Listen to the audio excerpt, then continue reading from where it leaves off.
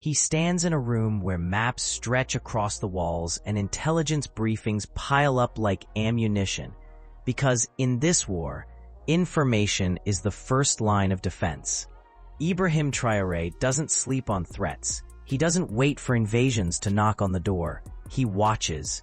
He tracks. He knows exactly what France and the United States are doing across the continent, and he's made it brutally clear: Burkina Faso will not be the next domino to fall. This isn't paranoia. This is survival. And what makes him dangerous to the old powers isn't just his defiance. It's that he's always 3 steps ahead. While foreign embassies craft polite statements about partnership and security cooperation, Traoré's intelligence units are intercepting movements, monitoring deployments, and reading between every diplomatic line. He's seen the pattern before. The language of liberation that turns into occupation. The promise of stability that becomes extraction. The military bases that never leave. So when France repositions troops in neighboring states, or when American special forces quietly expand their footprint in West Africa, Traoré doesn't just take notes. He moves. He reinforces borders. He tightens alliances. He makes sure every foreign activity is accounted for, cataloged, and countered, because he knows that influence doesn't announce itself with tanks anymore. It slips in through agreements, through aid packages, through the back doors of governments too desperate or too corrupt to notice. And the West notices him noticing. That's the part that makes them uncomfortable. Traoré isn't just another leader they can manage with a phone call or a carefully placed envoy. He's ideologically locked in. His speeches don't just reject neocolonialism. They dissect it, expose it, and dare the world to challenge him on it. He tells his people the truth they've always felt but rarely heard from a president's mouth. That their resources have been stolen for generations. That their sovereignty has been a joke written in French and English, and that the only path forward is total self-reliance. And when a leader speaks like that and backs it up with action, he doesn't just inspire his people, he terrifies his enemies.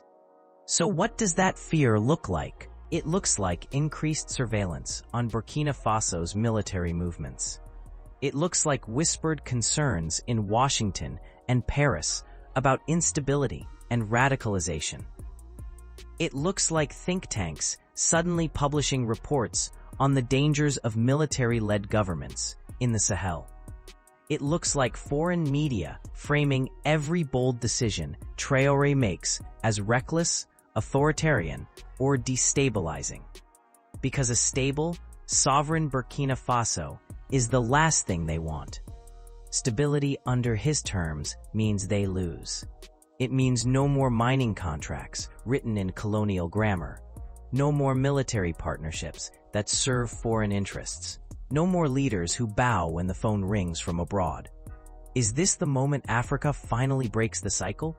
Or is Traoré walking into a trap designed decades ago? Drop your take, because the endgame is coming faster than anyone expected. But here's what makes Traoré different from every revolutionary leader who came before him and got crushed. He's not idealistic to the point of blindness. He's not ignoring the power imbalance. He's not pretending Burkina Faso can go it alone in a vacuum. He's building coalitions with Mali, Niger, and others who've also kicked out foreign forces. He's sourcing weapons and intelligence from partners who aren't trying to control him. He's creating economic structures that don't depend on Western approval. And most importantly, he's keeping his people locked in with him. Because he knows the moment they turn, the moment dissent fractures the movement, that's when the coup attempts come. That's when the assassinations get greenlit. That's when regime change operations move from theory to execution. And so Traoré watches every embassy, every troop movement, every diplomatic smile, hiding a dagger. He's built different, and the world just found out why. This wasn't just a presidency. It was a declaration of war against every power that thought Africa would stay on its knees forever. The moment he signed the first contract with a non-Western mining partner, the phones in Washington and Paris started ringing. Not the polite diplomatic lines, the other ones. The ones that don't get recorded. The ones where threats are dressed up as concern and sanctions are called consequences. Ibrahim Traoré had just crossed a line that wasn't supposed to exist on paper, but has been enforced for decades through coups, assassinations, and economic strangulation. He wasn't just talking about sovereignty anymore, he was building it. And that's when the real war began, because words are one thing, action is another. And when a leader in Africa starts redirecting gold, uranium, and rare earth minerals away from the hands that have claimed them since colonialism never really ended, that's when the machine kicks into gear. Traoré knows this. He studied every revolutionary leader who got taken out the moment they became too independent, too successful, too dangerous to the system. Lumumba, Sankara, Gaddafi.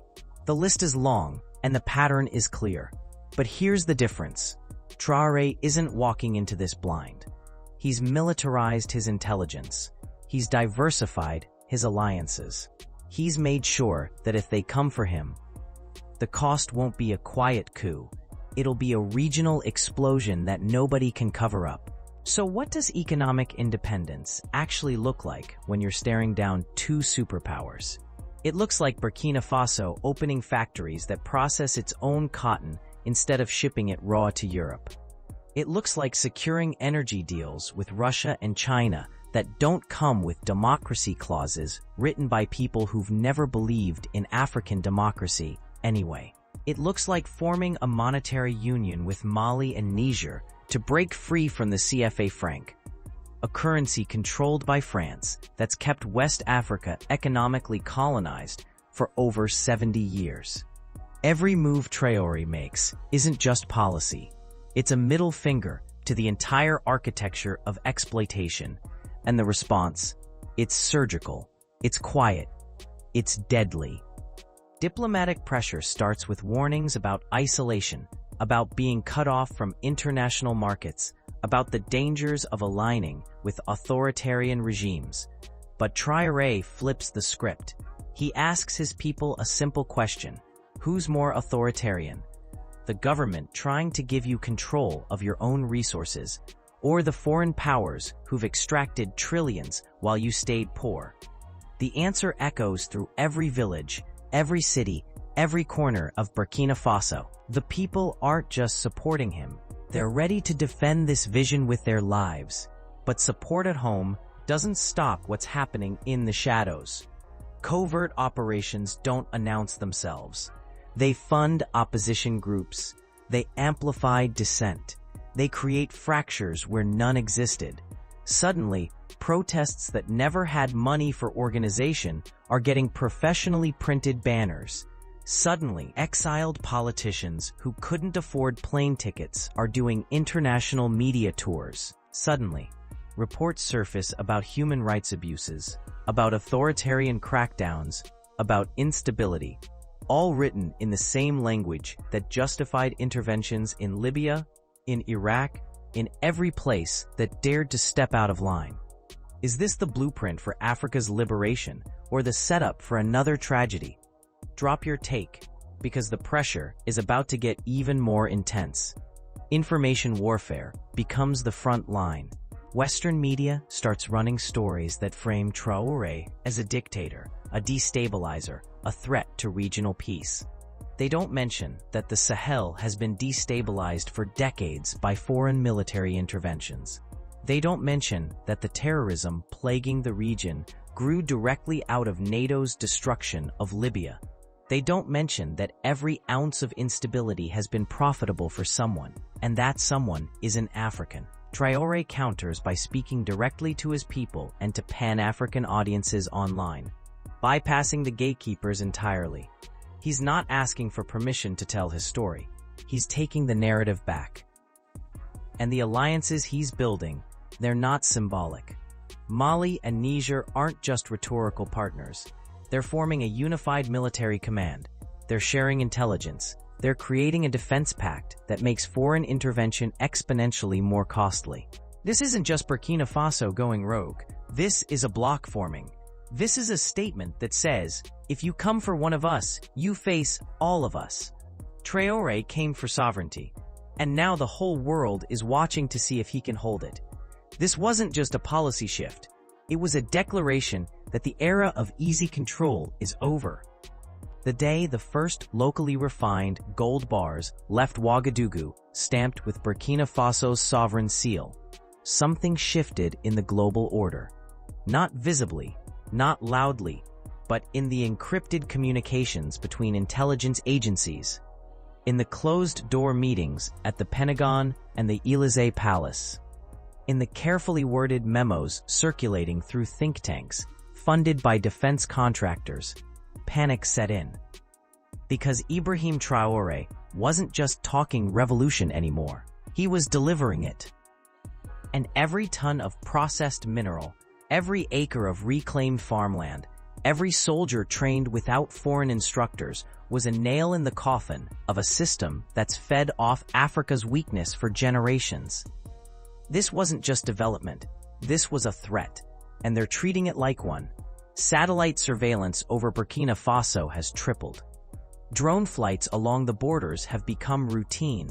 Intelligence operatives, who used to focus on tracking jihadist movements, are now mapping government facilities, military installations, and key infrastructure projects. The message is clear. They're not just watching to gather information.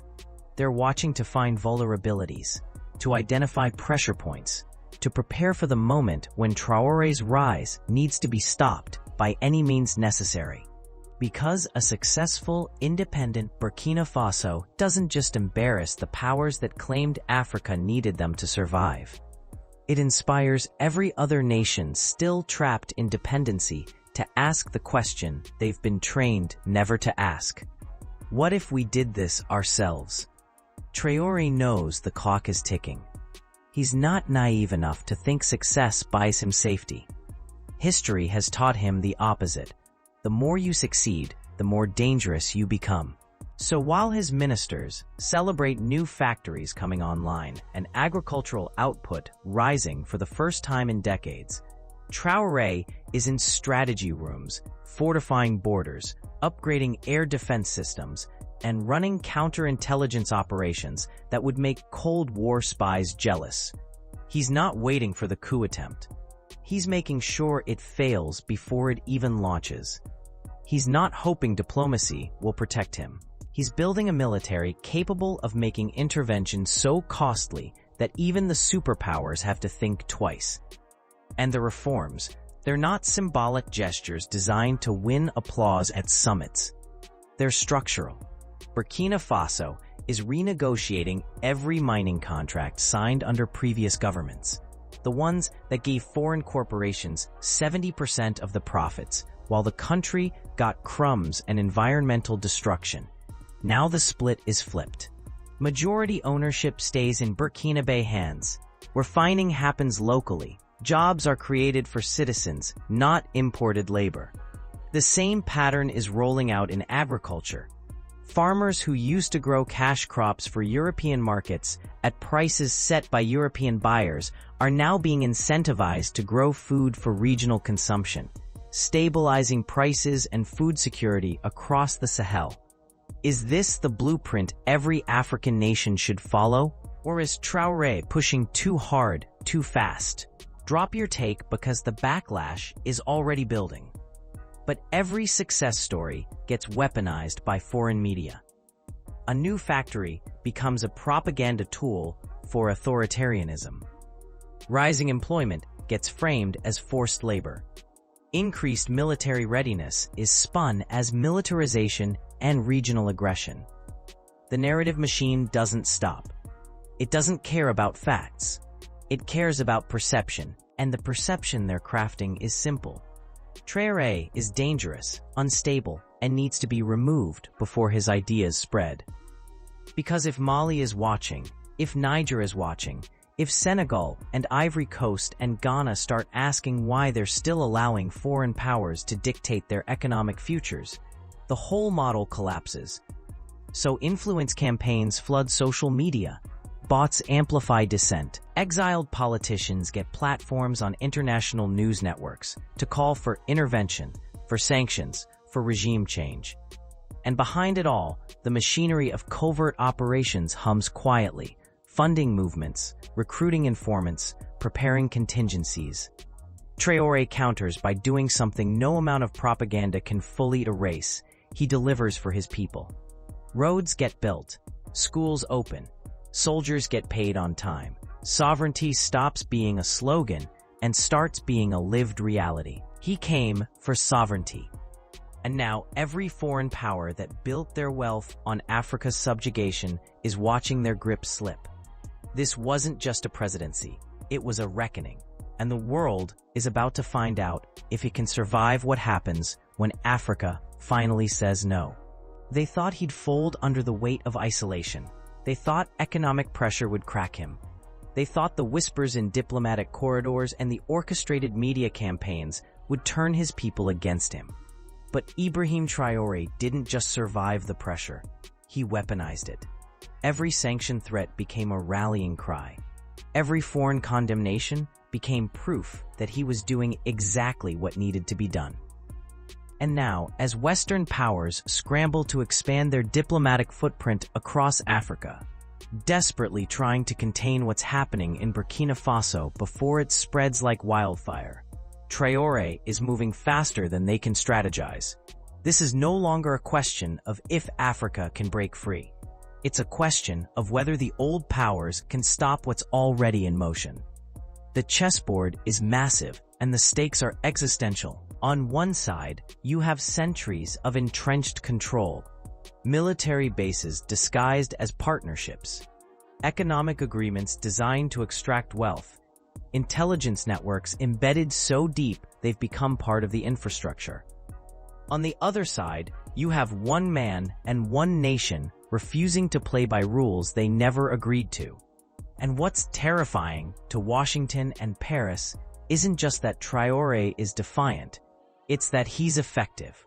While they're holding strategy sessions about how to manage the situation, he's already 10 moves ahead, transforming Burkina Faso from a dependent state into a blueprint for what independence actually looks like.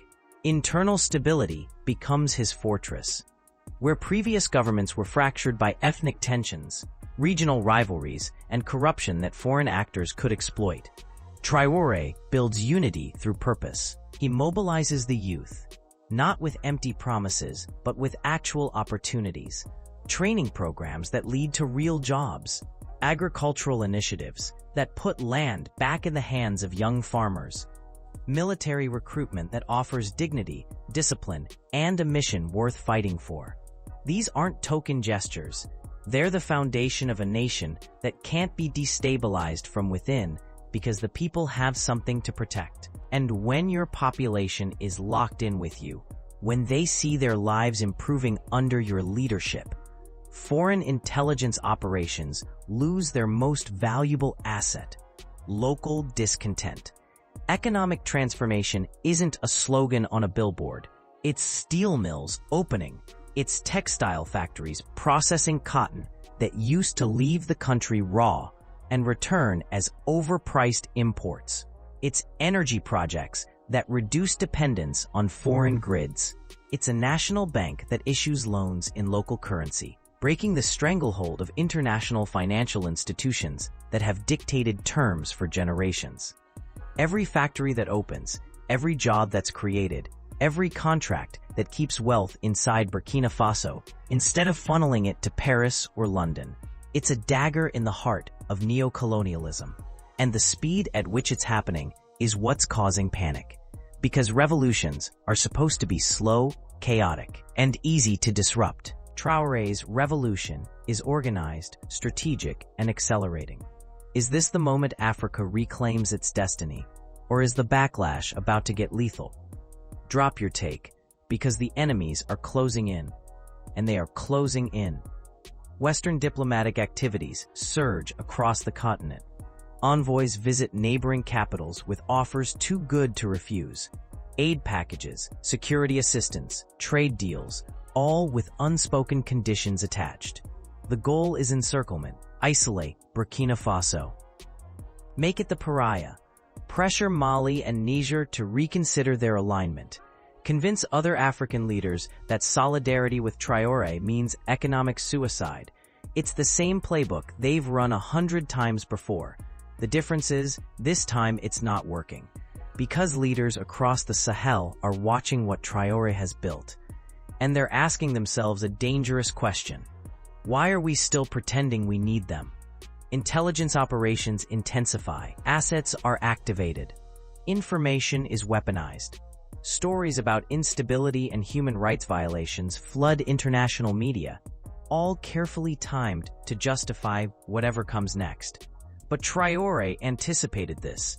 His counterintelligence teams are dismantling networks before they can do damage. His media strategy speaks directly to African and global audiences, bypassing traditional gatekeepers. His alliances with Russia, China, and regional powers ensure that if the West tries isolation, Burkina Faso won't be alone. He came for sovereignty. And now, with enemies louder than ever and pressure coming from every direction, he's standing firm. He's built different, and the world is realizing that taking him down won't be clean, quiet, or easy. This wasn't just leadership. It was defiance on a scale they weren't ready for.